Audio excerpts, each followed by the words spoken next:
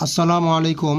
SSC 2026 পরীক্ষার্থীদের জন্য আজকে আমরা মানবিক বিভাগের ভূগোল সাজেশন নিয়ে তোমাদের সামনে উপস্থিত হয়েছি। তাহলে চলো শুরু করা যাক। ভূগোলে 5টি সৃজনশীল অ্যান্সার দিতে হবে, 50 মার্ক আসবে। 8টি সৃজনশীল, 8টি থেকে 5টির অ্যান্সার দিতে হবে। সংক্ষিপ্ত আসবে 15টি থেকে 10টি অ্যান্সার দিতে হবে, 2 মার্ক করে, 10 দোকানে 20 মার্ক, এবং এমসিকিউ 30 মার্ক। এই হচ্ছে টোটাল 50, 20, 70 এবং 30, 100 মার্ক।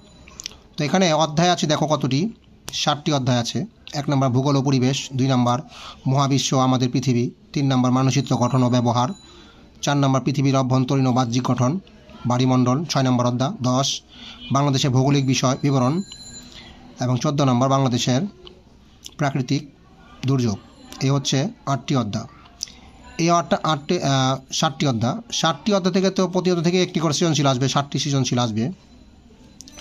তাহলে একটি সৃজনশীল হবে বাড়তি। 60টি অধ্যায় থেকে 60টি আসলে কোনো একটি অধ্যায় থেকে 2টি সৃজনশীল আসার সম্ভাবনা আছে। তো আমাদের সেটাই জানতে হবে যে কোন চ্যাপ্টার থেকে 2টি সৃজনশীল আসবে। তো দেখো, প্রথম হচ্ছে ভূগোল ও পরিবেশ, এখান থেকে আসবে একটি সৃজনশীল আসবে। তারপর মহাবিশ্ব আমাদের পৃথিবী, এখান থেকে একটি সৃজনশীল আসবে। অর্থাৎ প্রতি অধ্যায় থেকে একটি করে সৃজনশীল আসবে, প্রতি অধ্যায় থেকে একটি করে সৃজনশীল আসবে। এখন এর মধ্যে 2টি করে সৃজনশীল আসতে পারে।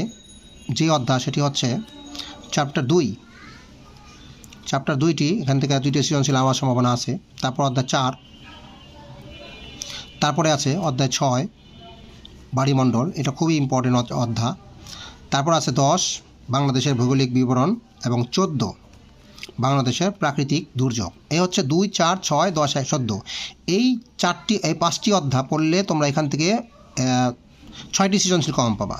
অর্থাৎ চ্যাপ্টার 2, 4, 6, 10 এবং 14, এই 5টি অধ্যায়। এই 5টি অধ্যায় তোমরা যদি ভালোভাবে কমপ্লিট করো তাহলে এখান থেকে 6টি সৃজনশীল আসার সম্ভাবনা আছে।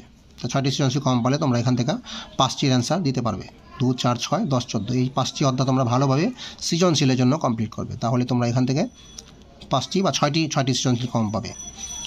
তো এখানে 60টি অধ্যায়কে আমরা 5টি অধ্যায় দিলাম। এই 5টি অধ্যায় তোমরা এসএসসির জন্য ভালোভাবে কমপ্লিট করবে সৃজনশীলের জন্য। তো আজকের ভিডিওতে এই পর্যন্তই। পরবর্তী ভিডিওতে আমরা অন্য কোনো বিষয় নিয়ে তোমাদের সামনে উপস্থিত হব। পরবর্তী ভিডিও দেখার জন্য আমন্ত্রণ রইল। সেই পর্যন্ত ভালো থাকো, সুস্থ থাকো। ধন্যবাদ।